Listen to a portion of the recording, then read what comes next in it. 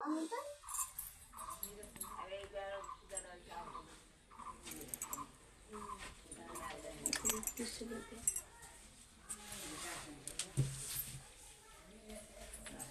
শিবটা আমরা ভালো মতো পুজো দেয় না, জাগ্রত মানে একটা কি হয়েছে সবাই জল ঢালতে পারে সব প্রতি সোমবারে একবার পুজো দিই, খালি শ্রাবণ মাস বলে না তো প্রত্যেক মাসে জল ঢালে সোমবারকে জল টল ঢালে শঙ্কর টঙ্কর ঘুরাইলে সব চাঙ্গা মাগুলো মিলে তাহলে কত কি হয়।